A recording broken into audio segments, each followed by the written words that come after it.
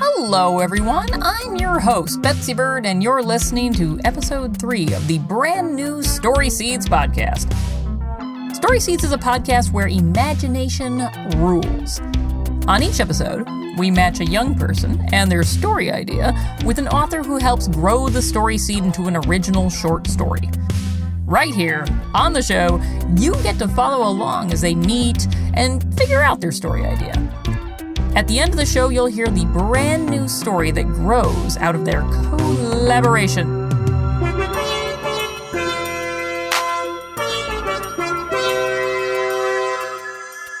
There they are, underneath the soil in the sun, where anything can grow. It's another day, and another seed has just begun to turn into a show. When you find the path you didn't know, and the story seeds start to grow. On Story Seeds, you're in control of your destiny. Adventures you design, where your dreams can grow a little more each time. On Story Seeds, it only goes to show, if you want to be what you know, plant a story seed and watch it grow. Today's episode features a very short story seed about someone very, very, very tall. My name is Jasper. I am 12 years old and I live in New York City. I want a story about a mystery solver who is 74 feet tall. Whoa, Jasper, 74 feet is seriously tall.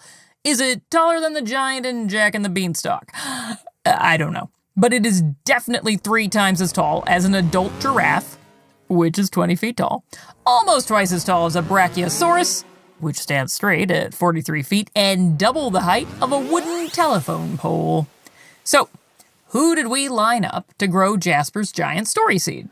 My name is Chris Grabenstein, and I am the author of the Mr. Lemoncello's Library series. If you haven't read them, the very fun Mr. Lemoncello's Library books are giantly successful, best-selling mysteries about epic breakouts. In fact, Chris has written lots of mysteries. He even used to be the president of the Mystery Writers Society of New York before he started writing children's books. And if that isn't enough, a few years ago he wrote The Island of Dr. Libris, which features the very giant from Jack and the Beanstalk. I mean, talk about someone who's well prepped for the job. Chris invited Jasper over to his apartment, which is not too far away from the Museum of Natural History in New York City. He lives on the 7th floor and thought it would be cool to show Jasper his roof deck because it's the closest thing to getting the 74-foot perspective.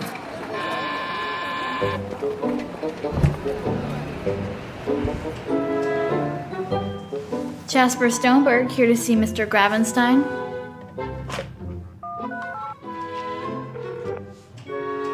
Chris, Jasper, he's coming to see you. Thank you. Jasper was welcomed into Chris's home with a veritable feast of snacks. Hey, Jasper, welcome. Good to see you. Anybody want a cookie? You want a Malamar cookies, mystery Oreos, and apple cider. Questions in hand, Chris was well prepared to ask Jasper about his story idea. So, after delicious snacks, they got right to work in Chris's office. So I actually had one question to start with. How'd you come up with this idea, the 74-foot detective? It was a Story Seeds workshop, and I was just like, this could be really cool. That's good. So what made you think it might be cool?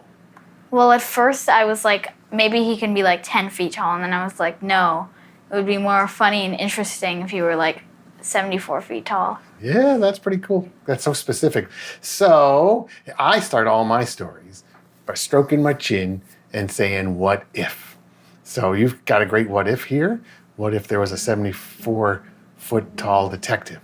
Then the next step, how does your story end? I've actually not even thought about it that much Do you know why we read stories? to get to the end. Well, I get to the end, but what is a story?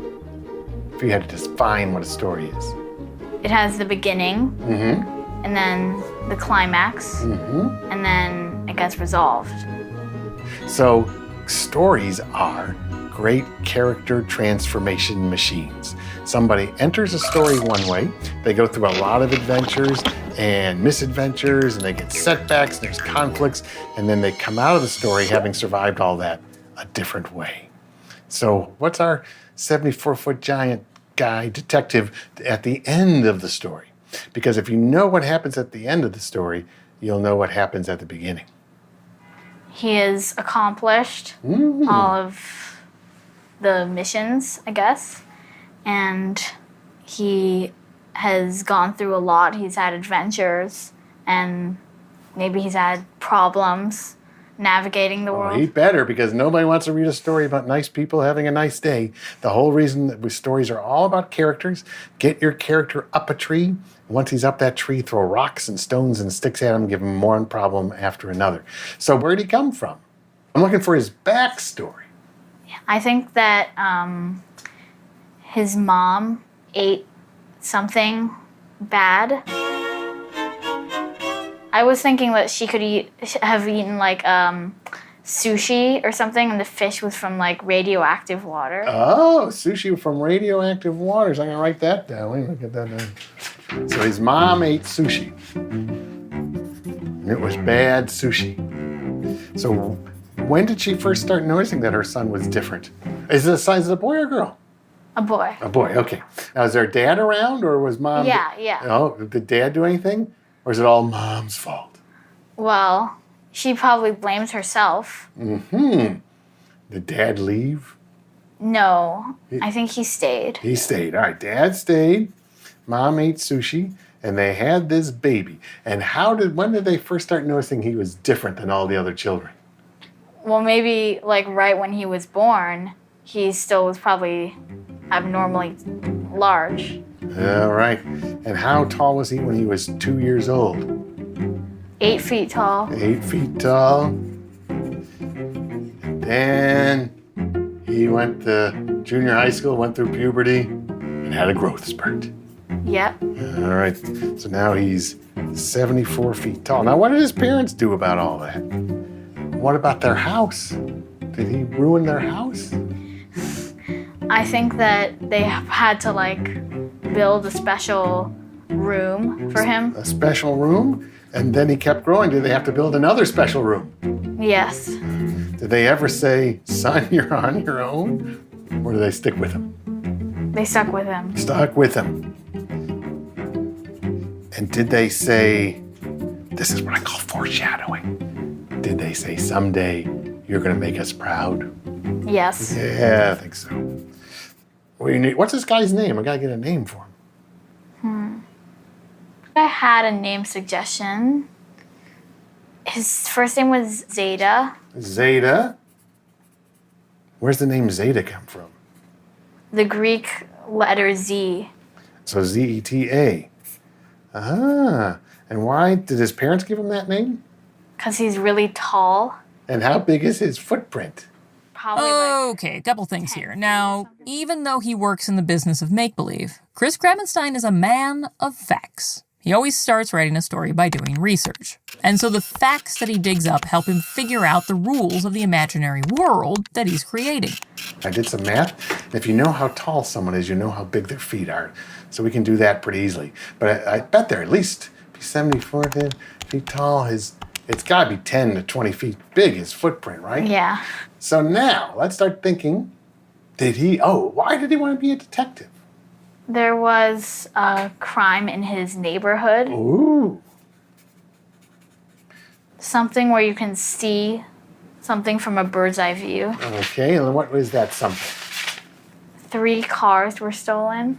3 cars were stolen. He was looking out of his window Oh.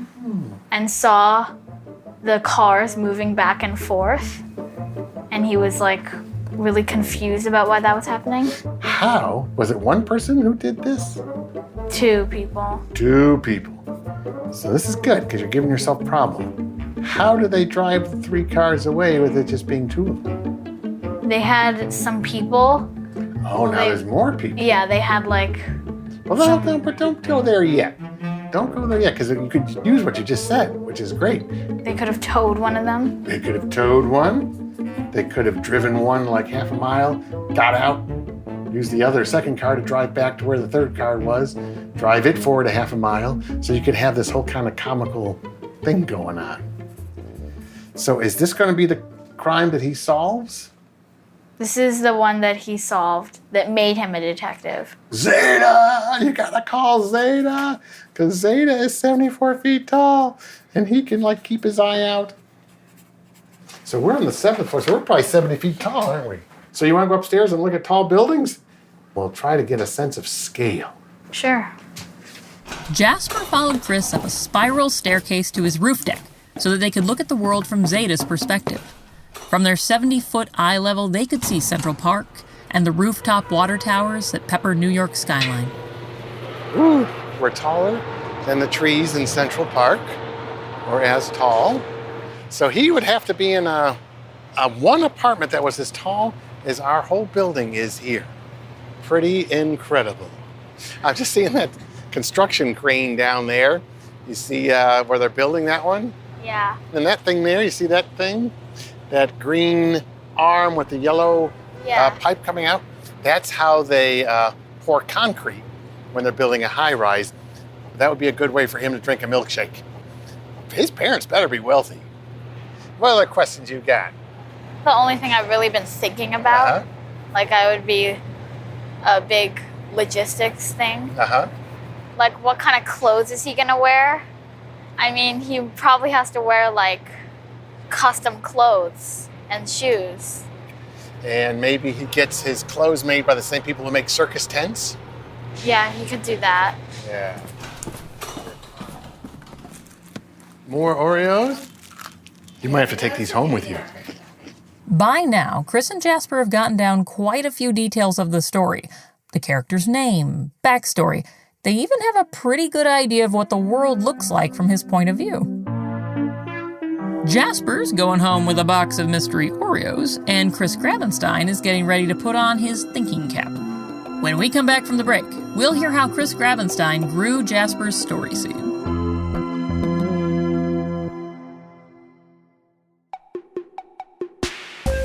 Are you enjoying this episode of Story Seeds? Be sure to hit subscribe wherever you get your favorite podcasts. We would also be grateful if you leave us a gold star rating or write us a nice review. It really helps other kids and families find the show.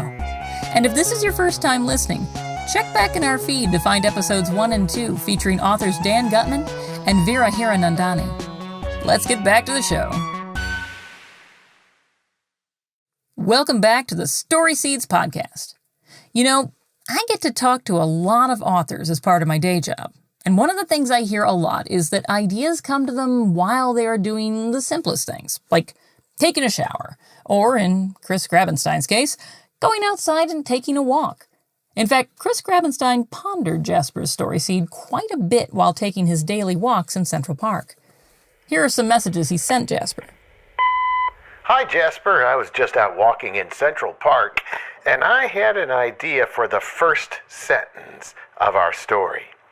When he was 3 days old, Zeta had diapers that were 3 feet wide. Jasper, I'm having an idea here. We want to like our main characters, and sometimes to like the main character, you need to make things around him not so likable.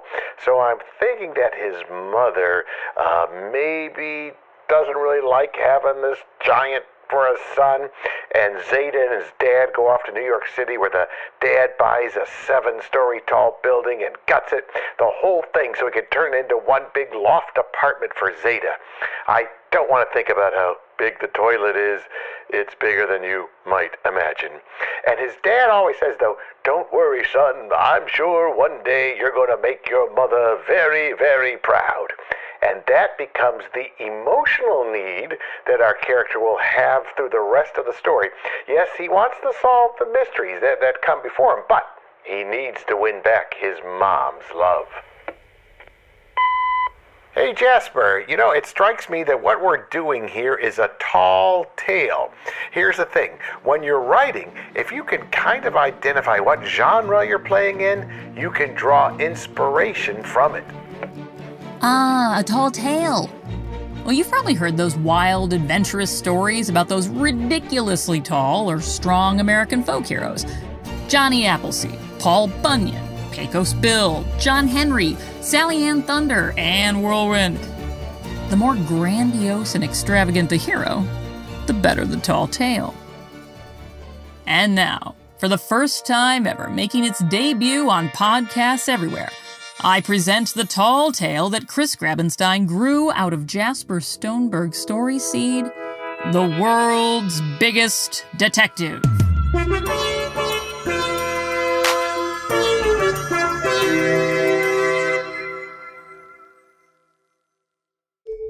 The World's Biggest Detective by Chris Grabenstein, from a story seed planted by Jasper Stoneberg. When little Zeta Zingone was 3 days old, his diaper was 3 feet wide. When his mother and father brought him home from the hospital, they had to rent a moving van.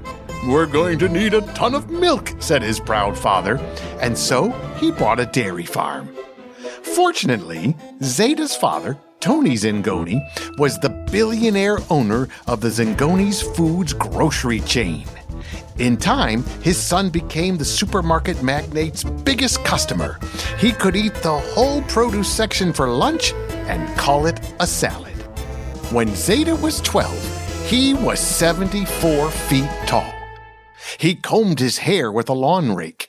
He brushed his teeth with a floor buffer.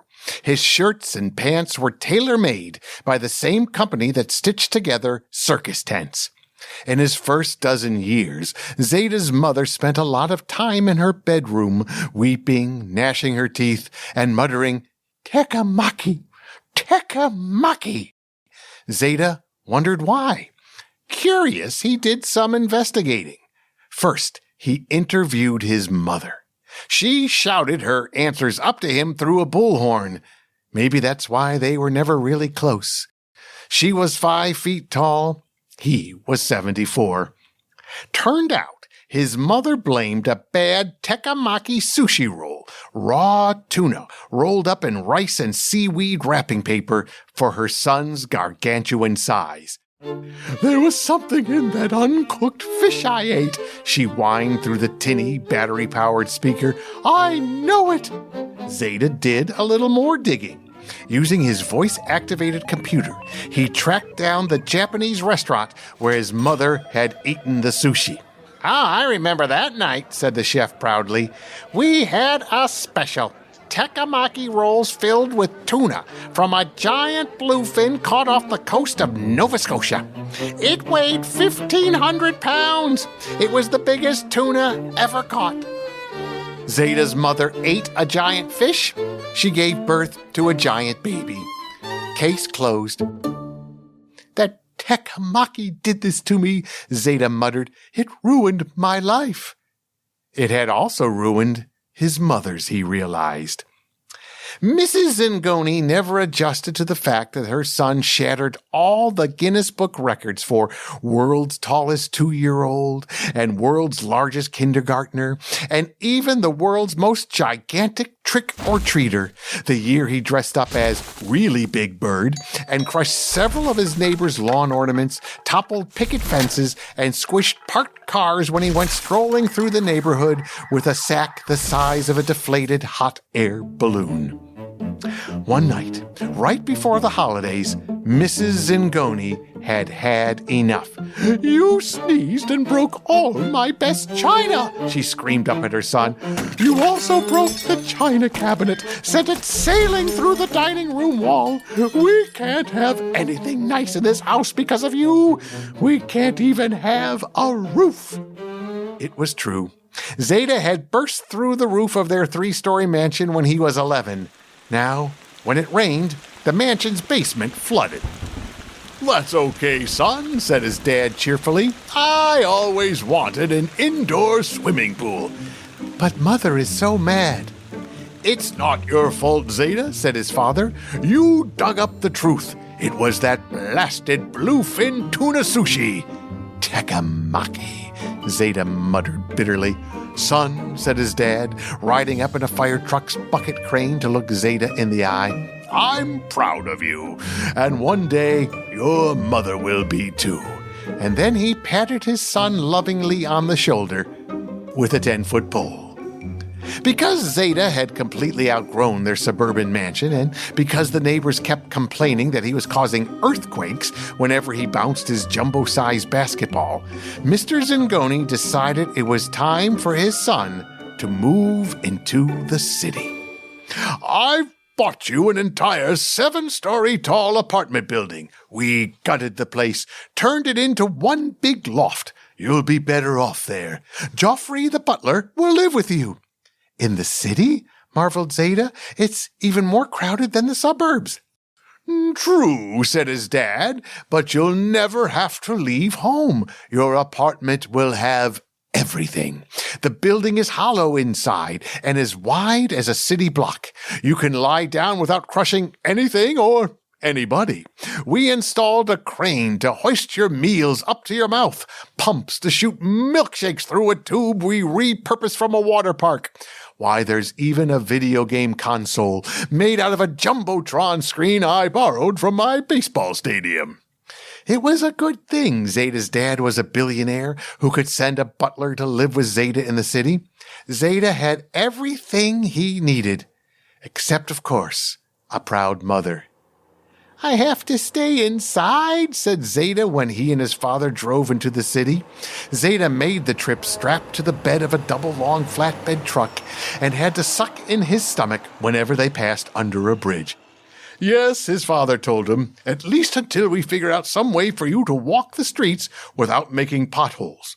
But not to worry, we built a 20-foot-wide remote-controlled moonroof into the 7-story tall building. You can poke your head out whenever you want to grab a breath of fresh air. I'll come visit every weekend. Joffrey will fetch you anything you need. Son, I know it's hard being the only 74-foot-tall kid in the world, but, well, we just have to make the best of it." "Tekamaki," Zeta muttered. Said his dad. "None of that. Keep your chin up, son. Well, not that far up. You'll break the light fixtures." So, on his first night in the city, after Joffrey had gone to bed, Zeta slid open his moonroof and popped out his head. It was beautiful. He could see the city's towering skyscrapers twinkling in the distance. The buildings were so tall, it was the first time Zeta didn't feel freakishly out of place. He was just another towering giant in a skyline filled with them. He looked down on the street below. It was mostly deserted. He glanced uptown toward a bank building with a digital clock billboard. It was 3 o'clock in the morning. Suddenly, Zeta heard glass shatter. Uh-oh, he thought. What'd I break this time? He looked down at the street. 2 men had just smashed out the driver's side windows in a pair of parked cars. Now they moved on to a 3rd car. "How are we going to steal 3 cars, Rocco?" Zeta heard one of the men shout over the tinkling of glass. "There's only 2 of us." "We take 'em one at a time, Jimmy." And from his bird's eye view, Zeta watched as the 2 men drove 2 cars up the street and around the corner. Then one driver stopped, hopped out, and ran back for the 3rd car. His partner stopped the car he'd stolen, hopped out, and ran to retrieve the car the first thief had parked in the middle of the street. This frantic shuffling and shuttling went on for 10 blocks. They'd drive, stop, run to the car behind them, drive it, stop it, go retrieve another vehicle. Zeta had seen enough, more than anyone in the city, because he was the only one tall enough to see it all, no matter how many turns or back alleys the robbers used in their escape route. Zeta Zingone was the only one who could explain how 2 thieves had stolen 3 cars. He needed to call the police, but he didn't have a phone, so he called the cops the old-fashioned way. He put 2 of his gigantic fingers into his gigantic mouth and whistled a gigantic whistle down at the police station 3 blocks south of his apartment building. "Police!" he shouted, rattling the neighboring windows. "Police! There's a triple car theft in progress on Abernathy Avenue, and I know who done it!"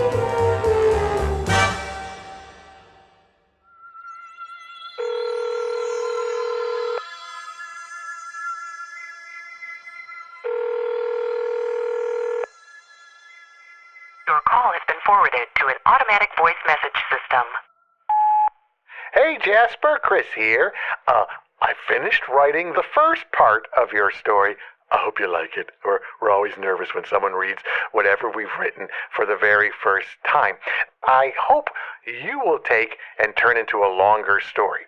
You've got Zeta set up now as the world's tallest kid who has a knack for seeing things that other people don't see and has a great curiosity. Now, what crime is he going to solve next? Dear Chris, I really enjoyed reading the beginning of this story. I was thinking that to continue it, Zeta could solve a crime about stolen china because his mom was really sad that he broke hers while he was sneezing. I loved the alliteration of Zeta's name and the way he had to eat. Thank you, and sincerely, Jasper. What about you, dear listener? What crime do you imagine Zeta will solve next? The Story Seeds podcast wants to know. Call our hotline at 646-389-5153 and leave us a message telling us what other giant mysteries our guy Zeta can crack. We may feature you on a future episode of the podcast. Remember, inside that noggin of yours, that cranium, that gray matter, is the rest of this tall tale waiting to grow. Oh, and if you want to know how Chris Grabenstein became a famous writer and hear him talk about his favorite tall tales, come back next week for my interview with him. Story Seeds is a literary safari production. This episode was produced by Sandhya Nankani and Anjali Sakrani. Sound mixing design and score is by Anya Zeshik and Matt Boynton of Ultraviolet Audio. Our theme music is composed and performed by Andrew Van Weingart. Kayla Fedison is our associate producer. The field audio was recorded by Nathan Miller, and I am your host, Betsy Bird. Until we meet again, keep growing that imagination. On Story Seeds, you're in control of your destiny. Adventures you design, where your dreams can grow. A little more each time on Story Seeds.